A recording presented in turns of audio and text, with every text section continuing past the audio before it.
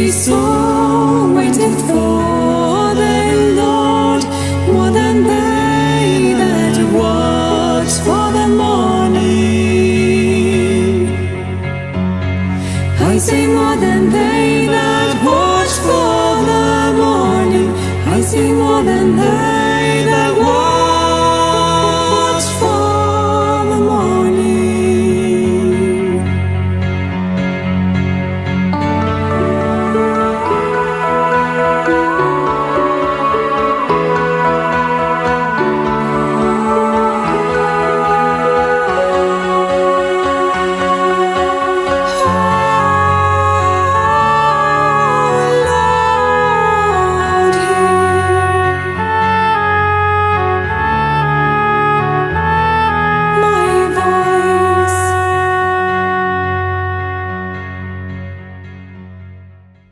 Dans la Bible, en Genèse 47:11, il est dit que Joseph établit son père et ses frères et leur donna une propriété dans le pays d'Égypte, dans la meilleure partie du pays, dans la contrée de Ramsès, comme Pharaon l'avait ordonné. Ramsès étant un delta fertile du Nil dans le nord de l'Égypte. En Genèse 47, verset 21, on nous dit qu'Israël habita dans le pays d'Égypte, dans le pays de Goshen, qui est le delta fertile du Nil. Le delta du Nil est la fin du Nil au nord, riche en végétation, en contraste avec le désert qui l'entoure. La nuit de Pâques, les premiers-nés dans chaque maison égyptienne meurent au moment de la dernière plaie. Exode 12, 29 à 30 dit « Et il arriva qu'à minuit, Yahweh frappa tous les premiers-nés du pays d'Égypte, depuis le premier-né de Pharaon, qui devait être assis sur son trône, jusqu'au premier-né des captifs qui étaient dans la prison, et tous les premiers-nés des bêtes. Et Pharaon se leva de nuit, lui et ses serviteurs et tous les Égyptiens, et il y eut un grand cri en Égypte, parce qu'il n'y avait point de maison où il n'y ait eu un mort. » C'est alors que Pharaon va enfin craquer et les laisser partir. C'est ce qu'on lit en Exode 12 du verset 31 à 37. Une preuve que tout cela a bien eu lieu dans le passé est que les Juifs ont fêté cet événement depuis ce jour jusqu'à aujourd'hui. Preuve qui appuie donc que la Bible est vraie et c'est un argument qui ne peut être contredit. Pourquoi fêterait-il la commémoration de ce jour, du jour où Yahweh leur Dieu les a sortis du pays d'Égypte par sa main puissante, si cela ne s'était pas produit? Cela n'aurait aucun sens. Donc, preuve à l'appui, tout cela a bien eu lieu. Même les fouilles archéologiques et l'histoire égyptienne montrent eux aussi que c'est vrai. Ils en parlent aussi. Ceci est relaté en Exode 12 du verset 31 à 37. Et en Exode 12 du verset 40 à 43, on nous dit « Et le séjour des enfants d'Israël en Égypte fut de 430 ans. Il arriva donc au bout de 430 ans, il arriva, dis-je, en ce propre jour-là, que toutes les armées de Yahweh sortirent du pays d'Égypte. C'est la nuit qui doit être soigneusement observée en l'honneur de Yahweh, parce qu'il les fit sortir du pays d'Égypte. Cette nuit-là est à observer en l'honneur de Yahweh par tous les enfants d'Israël, de génération en génération. » Alors, le jour de Pâques, les enfants d'Israël traversèrent le canal du Nil et organisèrent leur réunion à Sukkot. Ils quittèrent le pays d'Égypte, mais étaient toujours en territoire contrôlé par les Égyptiens. Donc, Exode 13, 17 à 18 nous dit « Or, lorsque Pharaon laissa aller le peuple, Dieu ne les conduisit point par le chemin du pays des Philistins, bien qu'il fût le plus court, car Dieu a dit « C'est afin qu'il n'arrive que le peuple se repente quand il verra la guerre, et qu'il ne retourne en Égypte. » Mais Dieu fit faire au peuple un détour par le chemin du désert vers la mer Rouge. Le désert de la mer Rouge est nommé aujourd'hui péninsule du Sinaï, entouré des deux côtés par la mer Rouge. C'est au travers du nord de cette péninsule qu'ils voyagèrent nuit et jour, s'enfuyant rapidement de la main de Pharaon. Durant le jour, il y avait une colonne de nuée qui leur apportait aussi de l'humidité, et la nuit, une colonne de feu leur donnant de la lumière pour leur voyage. Exode 13, 20 à 22 dit « Et ils partirent de Sukkot, et campèrent à Étam, qui est à l'extrémité du désert. Et Yahweh allait devant eux, de jour dans une colonne de nuée pour les conduire par le chemin, et de nuit dans une colonne de feu pour les éclairer, afin qu'ils marchent jour et nuit. Et il ne retira point la colonne de nuée le jour, ni la colonne de feu la nuit devant le peuple. À Étam, ils tournèrent au sud et traversèrent les montagnes du désert de la mer Rouge, voyageant à travers un canyon étroit, puis stoppèrent devant la mer Rouge. Cette mer est appelée aujourd'hui le golfe d'Aqaba, mais à l'époque de Moïse, elle était nommée la mer Rouge. Ce qui nous le prouve, c'est 1 Roi 9, 26, où il est dit « Le roi Salomon construisit des navires à Etzion-Géber, près d'Élat, sur le rivage de la mer Rouge, au pays d'Édom. » L'ancien Élat est dans les temps modernes Élat Israël. Notre moderne golfe d'Aqaba est l'ancienne mer Rouge quant à elle. Voici la plage où les enfants d'Israël étaient pris au piège sans possibilité de s'échapper. L'armée égyptienne approchait rapidement et la mort était imminente. Exode 14, du verset 1 à 10 nous dit « Et Yahweh parla à Moïse et dit « Parle aux enfants d'Israël et dis-leur qu'ils se détournent et qu'ils campent devant Pi-Hahiroth, entre Migdol et la mer, vis-à-vis de Baal-Tséphon. Vous camperez vis-à-vis de ce lieu, près de la mer. » Pharaon dira même des enfants d'Israël « Ils sont confus dans le pays, le désert les a enfermés. » Et Yahweh qui dira « Et j'endurcirai le cœur de Pharaon, et il vous poursuivra. Ainsi je serai glorifié par le moyen de Pharaon et de toute son armée, et les Égyptiens sauront que je suis Yahweh. » Et ils firent ainsi. Or, on avait rapporté au roi d'Égypte que le peuple s'enfuyait, et le cœur de Pharaon et de ses serviteurs fut changé à l'égard du peuple. Et ils dirent « Qu'est-ce que nous avons fait en laissant aller Israël, de sorte qu'il ne nous servira plus ?»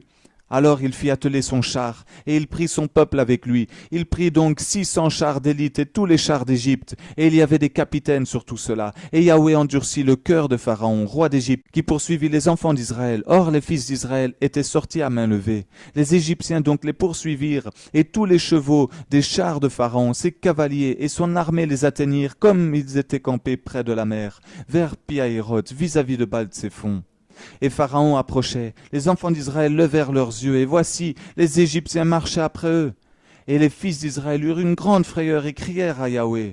Donc le peuple juif avait très peur. Ils voyaient leurs ennemis tout près d'eux, qui les observaient, mais ils ne comprenaient pas que Dieu avait fait ça exprès afin de se glorifier. C'est pour cela qu'il les amena là au bord de la mer, pour faire le miracle qui allait suivre. Nous avons donc bibliquement parlant la preuve que cela ne put se faire au travers d'un grand lac ou au travers du golfe de Suez.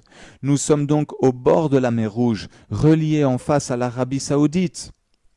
Ils étaient, je le rappelle, coincés par les Égyptiens du côté de Migdol et par la mer Rouge, là au bord duquel ils campaient. L'unique chose qui empêchait les Égyptiens de tuer directement les Juifs était la colonne de feu de Dieu la nuit et la colonne de nuée le jour. Cela nous amène à Exode 14:13 qui dit « Et Moïse dit au peuple, ne craignez point, arrêtez-vous et voyez la délivrance que Yahweh vous donnera aujourd'hui, car les Égyptiens que vous voyez aujourd'hui, vous ne les verrez plus. Yahweh combattra pour vous et vous resterez tranquilles. » Or Yahweh avait dit à Moïse « Pourquoi cries-tu vers moi ? Parle aux enfants d'Israël et qu'ils marchent, et toi élève ta verge.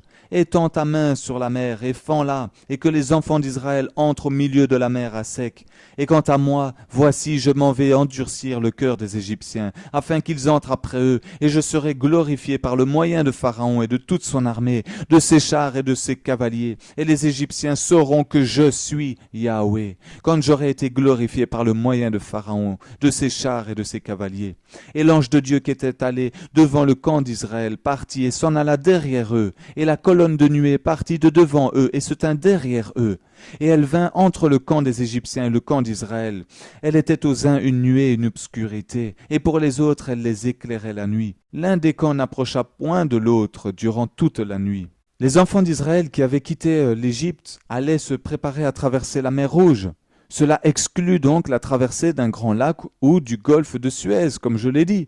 Cela eut lieu sur ce site, où Dieu se prépara à démontrer à son peuple un grand miracle qui allait prouver son amour protecteur pour eux. Voici une large plage du golfe d'Aqaba, appelée Nouéba en Égypte. C'est ici que les forces des ténèbres apparurent pour triompher, mais Dieu contrôla tout. Après le golfe se trouve la terre de Madian et la sainte montagne de Dieu. Une autre description de la localisation de l'endroit de la traversée de la mer Rouge est Exode 14:1 qui dit « Il campe devant Pi-Hahiroth ». Pi-Hahiroth qui signifie d'ailleurs « bouche du canyon ». Comme les enfants d'Israël entrèrent sur la plage, ils suivirent la voie par un système de canyon et rejoignirent cette plage face à la mer Rouge. La Bible nous dit en Exode 14:3 « Ils sont confus dans le pays, le désert les a enfermés ».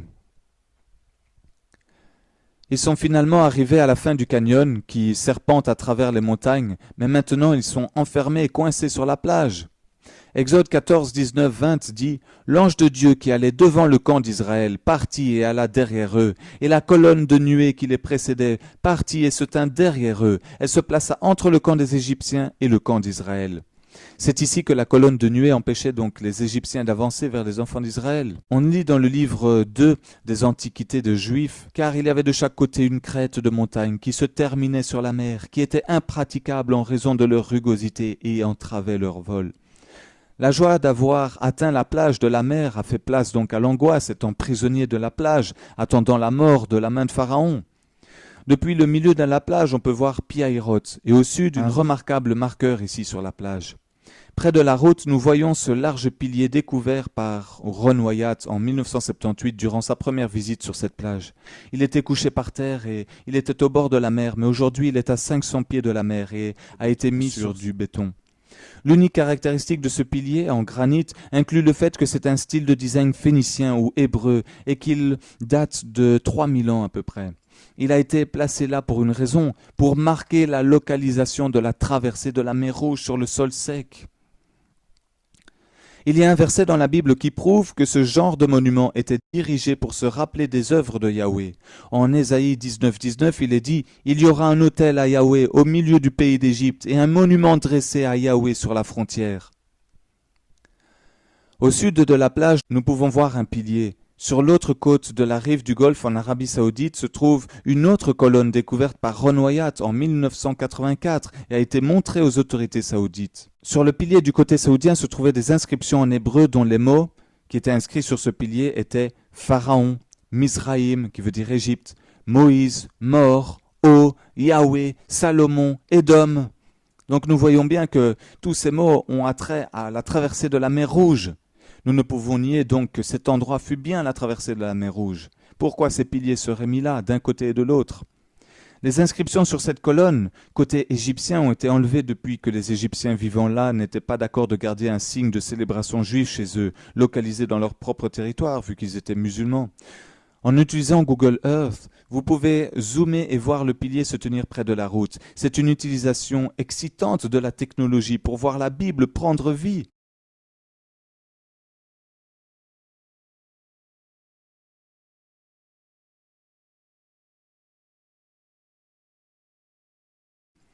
Le pilier se tient aujourd'hui comme témoignage de la vérité des faits bibliques, marquant ici la localisation de la traversée de la mer Rouge. Depuis là, on peut voir l'eau qui représentait un obstacle pour les enfants d'Israël. À une courte distance de là, nous allons au bord de la mer, où un merveilleux miracle eut lieu, où le Seigneur protégea son peuple malgré qu'ils étaient en colère et qu'ils se plaignaient contre lui. Ésaïe 51 dit « N'est-ce pas toi qui fis tarir la mer, les eaux du grand abîme, qui réduisit les lieux les plus profonds de la mer en un chemin afin que les rachetés y passent ?» Depuis des siècles, cette plage a été nommée comme étant l'endroit exact de la traversée de la mer Rouge. Sur Google Earth, on peut voir le nom de Nuweiba à cet endroit sur la plage. Cette carte ancienne détaillée nous révèle le nom complet de cette plage, Nuweiba, une forme courte de Nuweiba al-Muzayina. Le nom sur cette plage, Nuweiba al-Muzayina, confirme que nous sommes bien au bon endroit, puisque la traduction de ce nom signifie « les eaux de Moïse s'ouvrant ». Alléluia! Ce sont les eaux ouvertes par la main de Dieu. Le Seigneur démontra à son peuple qu'il sera leur protecteur et qu'il les délivrera dans les temps de trouble. À travers la divine providence, nous avons la confirmation que nous avons la localisation correcte. Moïse se tenait là avec les enfants d'Israël et les eaux s'ouvrirent devant eux par la main de Dieu, un merveilleux témoignage de la vérité. Cette carte du golfe d'Aqaba montra les profondeurs d'Élat au nord et d'Aragonèse au sud. Entre ces deux endroits profonds se trouve un chemin au travers de la mer. Quand Ron Wyatt était à cet endroit en 1978, il décida d'inspecter ces eaux en raison de toutes les preuves qui étaient peut-être encore là, puisqu'approximativement 3000 chariots, plus les chevaux, les cavaliers et les gens à pied avaient été ensevelis là, selon l'histoire biblique. Ce qu'il trouva fut confirmé d'ailleurs par d'autres après lui. Plonger dans ces eaux est extrêmement facile car elles sont claires avec une grande visibilité. Ces investigations ont révélé des artefacts confirmant les précédentes conclusions à propos du site.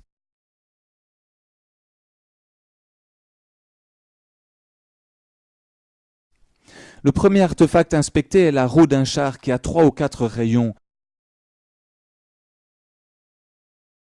Nous voyons un angle de 90 degrés ici, qui est le signe d'une structure humaine. Exode 14, 24 à 25 nous dit « Yahweh mit en désordre le camp des Égyptiens. Il ôta les roues de leurs chars et en rendit la marche difficile. »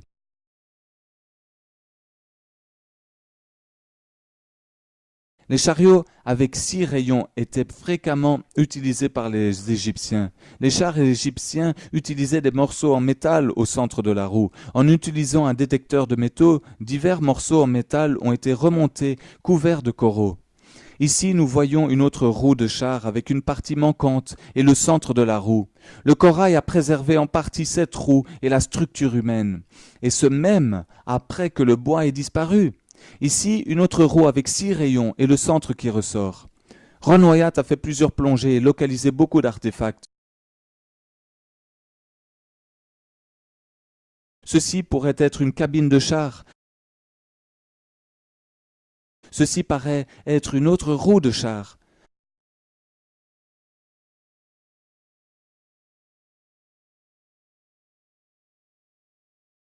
Un sabot de cheval a été trouvé, alors qu'aucun cheval ne se trouve dans la péninsule du Sinaï aujourd'hui.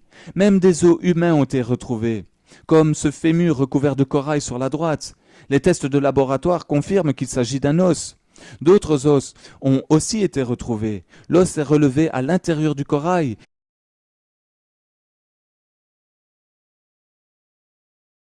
Ici, nous voyons une roue de char se tenant sur son axe dans cette ancienne prise de vue de 1978 par Ron Wyatt. Ensuite, nous voyons cette roue à 8 rayons avec un rayon manquant. Les roues à 8 branches étaient uniquement utilisées durant la 18e dynastie de l'époque de l'Exode.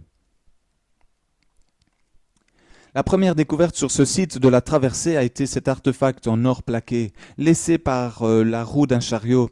La Bible nous dit que 600 chars de chaux ont été utilisés pour poursuivre les enfants d'Israël. Cet artefact a été laissé à 200 pieds de profondeur à cause qu'il faudrait un équipement spécialisé pour la remonter à la surface. Aujourd'hui, il est toujours à l'endroit où ils l'ont trouvé d'ailleurs.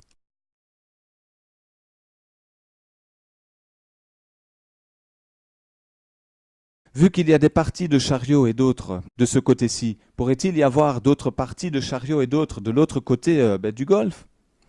Montrant une continuité donc d'artefacts d'un côté à l'autre. Sur les rivages opposés de Nuweiba, l'inspection en Arabie Saoudite a amené à voir des parties de chars de l'autre côté de la traversée de la mer Rouge aussi, confirmant donc l'histoire biblique. Pendant l'inspection des eaux en Arabie Saoudite, un beau spécimen de char a été trouvé. Ceci est la confirmation que des parties de chars se trouvent des deux côtés. En confirmant la localisation de la traversée de la mer Rouge, on peut en conclure sans aucun doute que le vrai mont Sinaï se trouve donc en Arabie Saoudite, en Madian, juste comme la Bible le dit. Voilà donc ce reportage plus toutes les preuves qui ont été mises en évidence. Ajoutez aussi à cela que nous nous appuyons que sur des versets bibliques pour confirmer toutes ces découvertes, nous prouve que tout cela est vrai, que la Bible est vraie. Non seulement elle confirme les découvertes, mais les découvertes confirment que la Bible est authentique et vraie. Rien n'a été laissé au hasard par le Seigneur, qui nous a fait grâce de garder une trace de toutes ces merveilles.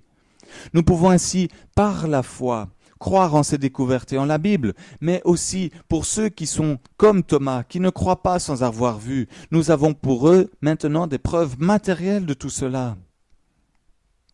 Et c'est merveilleux, gloire à Dieu. Dans mon autre vidéo, je vous ai présenté, versé à l'appui, des preuves de l'existence de la crucifixion de Jésus, de son sang qui a coulé sur la croix, de l'arche de l'Alliance et de certains ustensiles du sanctuaire, mais aussi de la découverte de l'arche de Noé. Ajoutez donc à tout ceci la découverte biblique de l'endroit où Dieu utilisa Moïse et le peuple pour se glorifier en ouvrant la mer en deux et en donnant la victoire aux Juifs sur leurs ennemis. Nous avons donc assez de preuves pour prouver que tout cela est vrai et que la Bible dit vrai. Je vous invite très vivement à partager ces vidéos, car elles prouvent que la vraie parole de Dieu est la Bible, que la Bible est vraie et qu'elle retrace la vraie et unique histoire du peuple élu de Dieu et de ses très nombreux miracles, signes et prodiges.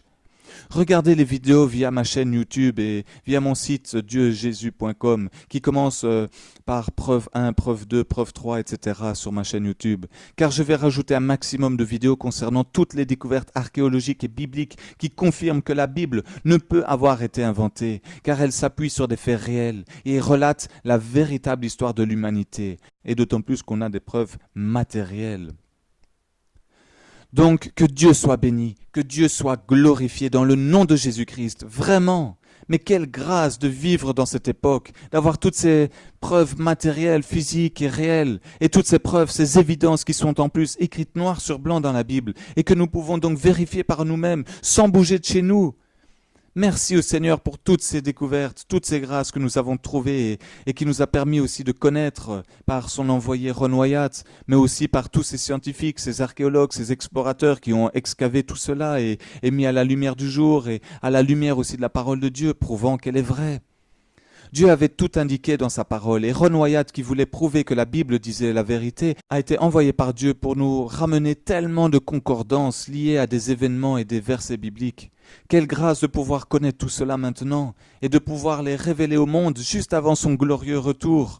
La Bible a indiqué à Ron Wyatt où chercher. Elle nous aide aussi aujourd'hui à nous rapprocher toujours plus de Dieu et de la vérité. La Bible est là pour que nous puissions avoir une relation directe avec Dieu, une intimité avec Jésus-Christ. Elle nous permet de ne plus être manipulés. On ne peut plus nous raconter les mêmes histoires qu'on nous racontait à l'école. Fini d'être trompés et mentis. Dieu nous révèle tout au travers de la Bible. Et chacun à sa manière, nous le démontrons, comme moi-même dans cette vidéo, comme Ron Wyatt dans ce reportage, comme Abraham en Mésopotamie, comme Moïse dans le désert du Sinaï. Et comme tant d'autres que Dieu a élus depuis Adam jusqu'à aujourd'hui, jusqu'à sa seconde venue, qui est imminente.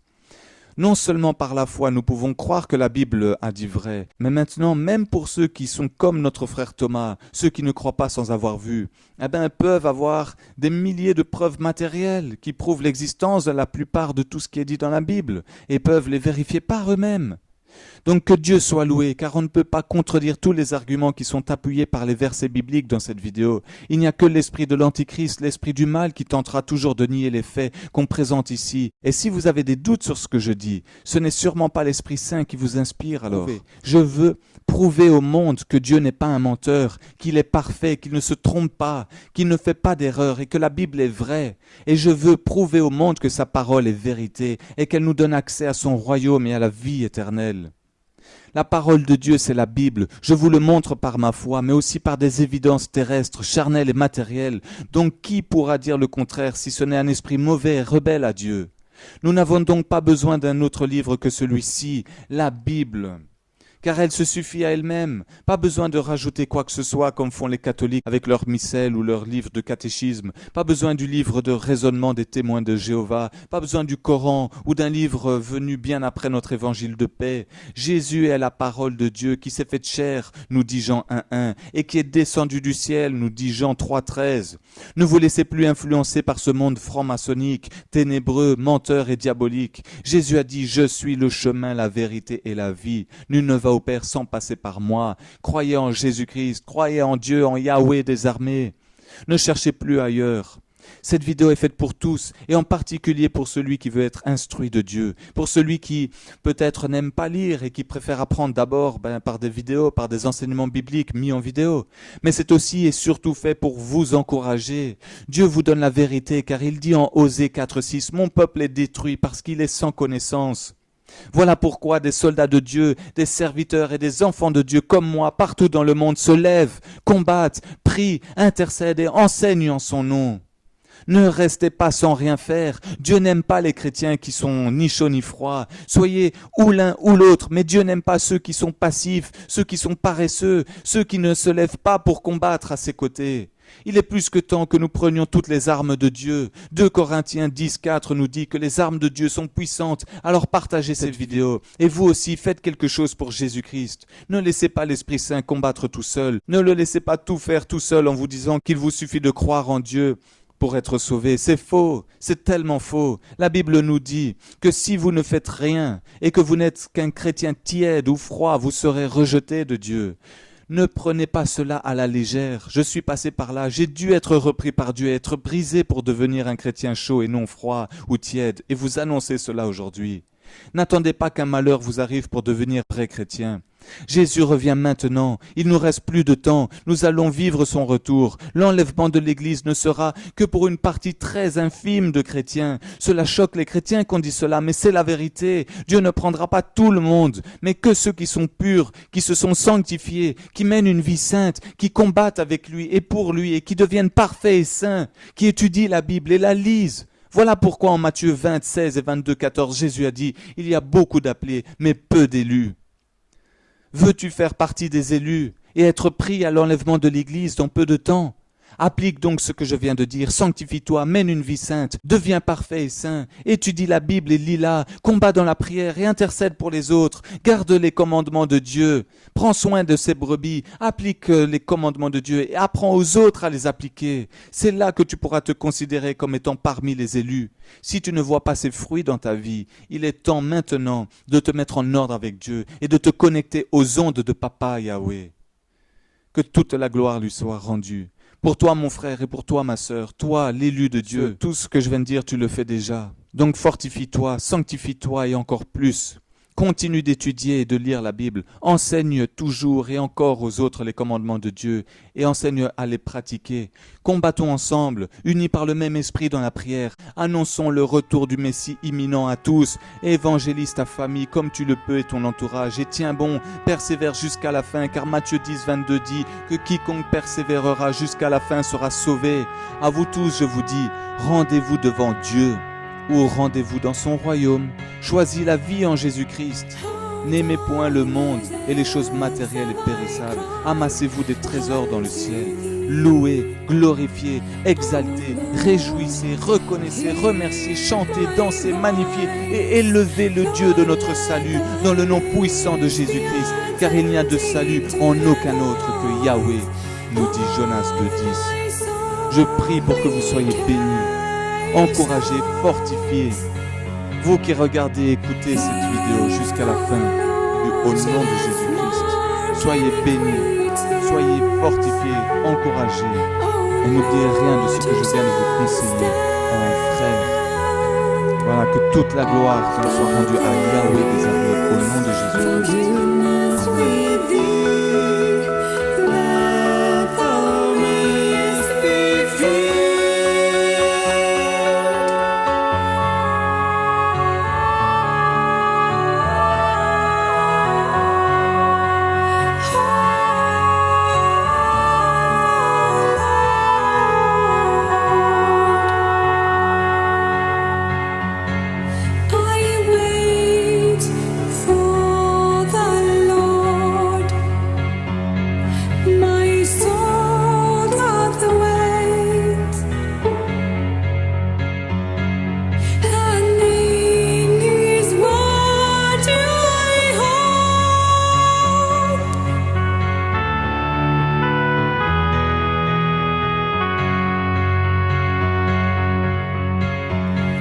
My soul waited for the Lord more than they that watch for the morning. I say more than they that watch for the morning. I say more than they